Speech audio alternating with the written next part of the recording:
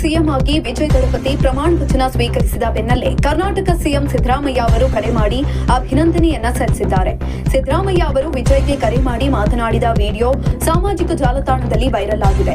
ವಿಡಿಯೋದಲ್ಲಿ ನಾನು ಸಿದ್ದರಾಮಯ್ಯ ಮಾತನಾಡುತ್ತಿದ್ದೇನೆ, ಇತಿಹಾಸ ಸೃಷ್ಟಿ ಮಾಡಿದ ನಿಮಗೆ ಅಭಿನಂದನೆಗಳು.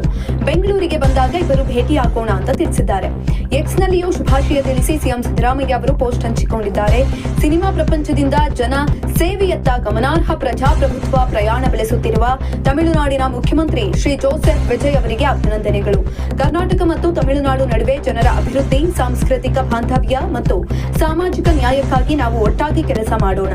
ತಮಿಳುನಾಡಿನ ಜನರ ಸೇವೆಯಲ್ಲಿ ಯಶಸ್ವಿ ಮತ್ತು ಪರಿವರ್ತನಾತ್ಮಕ ಆಡಳಿತ ನೀಡಲು ಶುಭಾಶಯ ತಿಳಿಸಿದ್ದಾರೆ. ಚೊಚ್ಚಲ ಚುನಾವಣೆಯಲ್ಲಿ ಅತಿದೊಡ್ಡ ಪಕ್ಷವಾಗಿ ಹೊರಹೊಮ್ಮಿದ ಟಿವಿಕೆ 108 ಸ್ಥಾನಗಳನ್ನು ಪಡೆದುಕೊಂಡಿತ್ತು.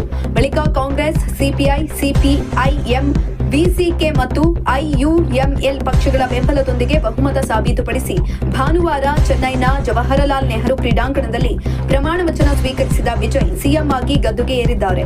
ಮೇ 13ರವರೆಗೆ ಬಹುಮತ ಸಾಬೀತುಪಡಿಸಲು ಗವರ್ನರ್ ಅವರು ವಿಜಯ್ಗೆ ಕಾಲಾವಕಾಶವನ್ನ ಕೊಟ್ಟಿದ್ದಾರೆ.